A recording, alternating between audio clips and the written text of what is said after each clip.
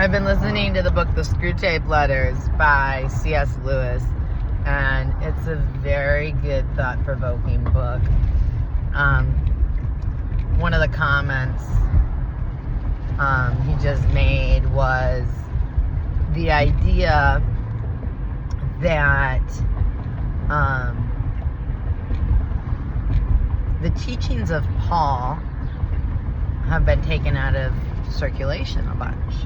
Namely, the one where Paul teaches that all things are lawful for us, and where he tells the believers who have strong faith and realize and understand through reading the Bible and the truth that all things are lawful. We can eat, drink, celebrate, not, as long as we do it for God, and because God is about our heart. But Paul teaches that some people who have weak faith and aren't very mature yet don't understand this. They get scared. They're scared that that's not true, and because they're scared, they put limitations on themselves. I can't eat pork. I can't eat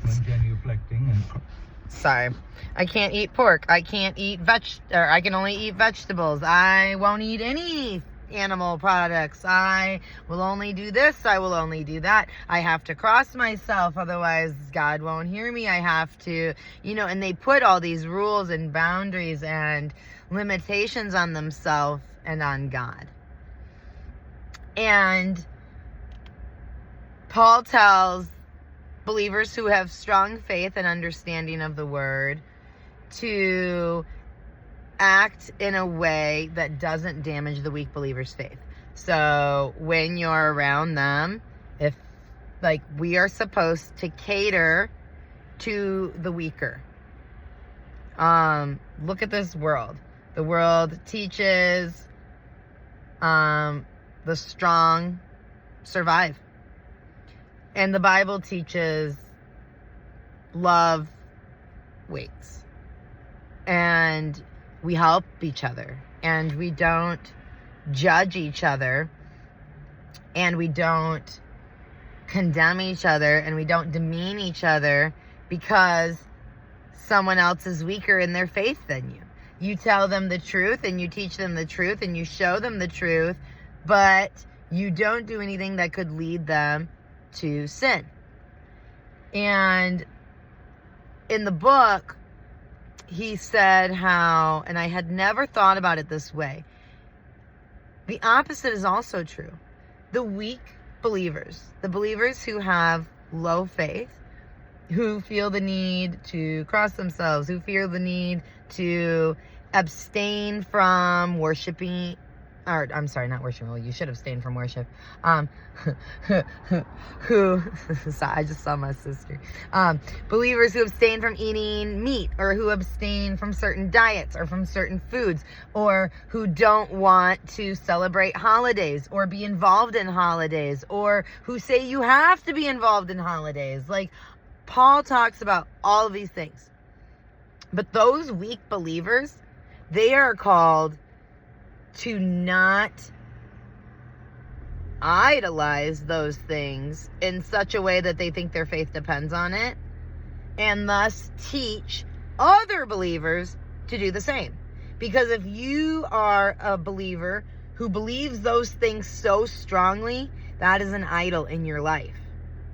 That is why that's why Paul says your faith is weak, is because you feel like this thing is so powerful, it could keep you from going to heaven.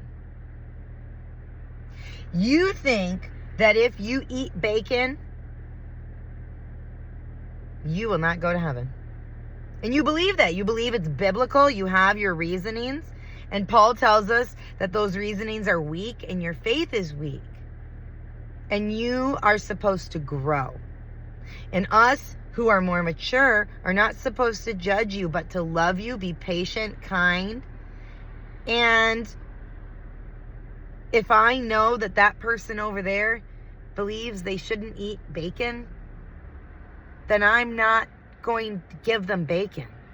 I'm not going to have them over to my house and serve any kind of pork on the menu, because that would be rude and disrespectful and unloving, not kind, not compassionate. Like, there's so much wrong with that. But I'm also not going to judge. Like, I'm not going to have them over there and just berate them the whole time and tell them, I didn't even put no bacon because I don't know, like that. I'm not going to do that either. I'm going to have them, like, maybe a separate time and talk about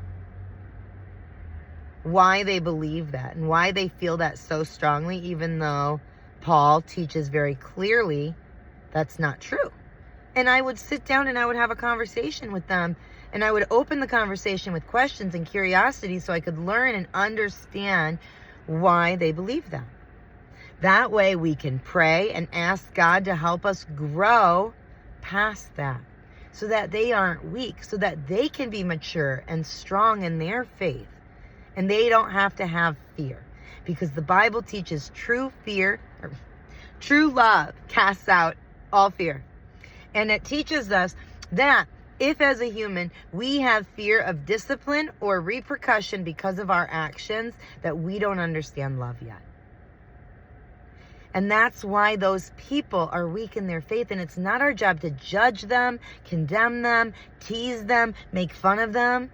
Our job is to respect them because they are doing their best with what they have. They would rather abstain from eating delicious bacon, celebrate whatever,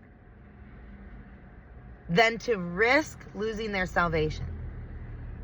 They are willing to do that. God doesn't ask them to. God makes it very clear they don't have to and that they shouldn't. But we all do things out of pure motives from lack of understanding that are wrong. Not that it makes us wrong to do them, because that person's not wrong.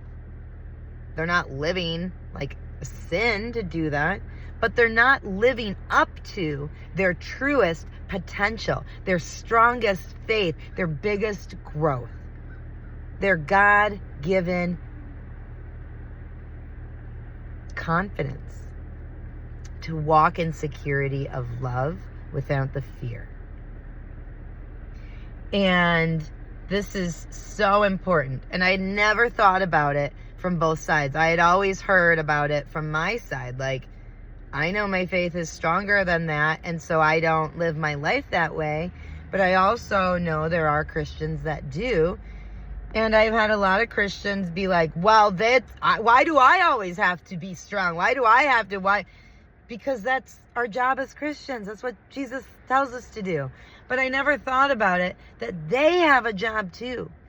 It's our job to encourage them to grow without teaching them to sin.